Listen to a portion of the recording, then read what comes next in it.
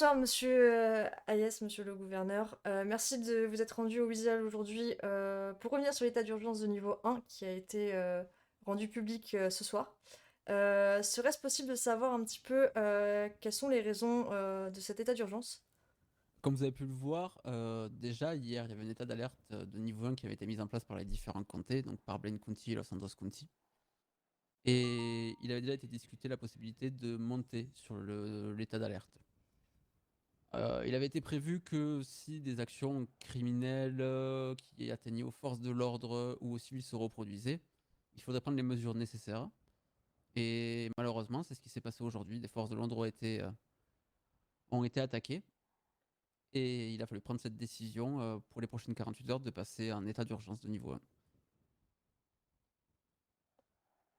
D'accord. Et pourquoi ces mesures prises dans le détail? Par exemple, le délit crime, c'est pour rendre encore plus ferme ce qui pourrait être fait par les criminels? L'état d'urgence, il est surtout là pour être dissuasif de mener des actions.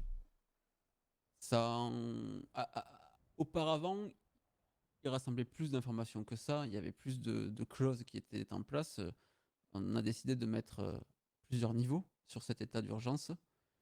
Aujourd'hui, c'est le niveau 1 qui, comme vous pouvez le voir, ferme les zones de chasse, empêche la suspension, met la suspension des passages de permis de chasse et du PPA, l'autorisation de fouille, les patrouilles du SWAT et du GIBS et les délits et crimes qui ont une atteinte physique aux citoyens qui sont majorés.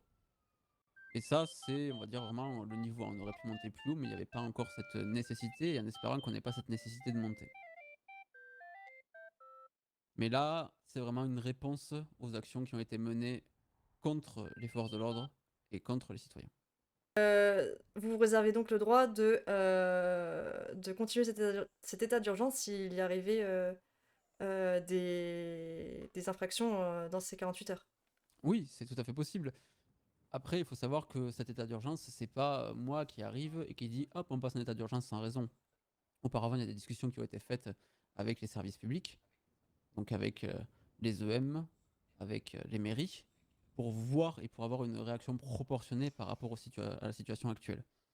Si on estime pendant cette période de 48 heures que les choses ne s'améliorent pas, éventuellement on peut passer à un niveau supérieur et prolonger. Mais on espère que ça D'accord, n'arrivera pas. oui, bien sûr. Eh bien, avez-vous quelque chose à ajouter par rapport à cela? Non, pas particulièrement. C'est compliqué ces temps-ci, malheureusement. Il faut que le calme revienne. Il faut que les actions violentes cessent parce que malheureusement, nous sommes obligés d'y répondre. Et ces réponses ne font plaisir à personne. Eh bien, je vous remercie de vous être déplacé jusqu'au Visual News pour cela. Ça répondra du coup à la question de pourquoi cet état d'urgence de niveau 1 à Los Santos et à Blaine County. Je vous remercie. Parfait.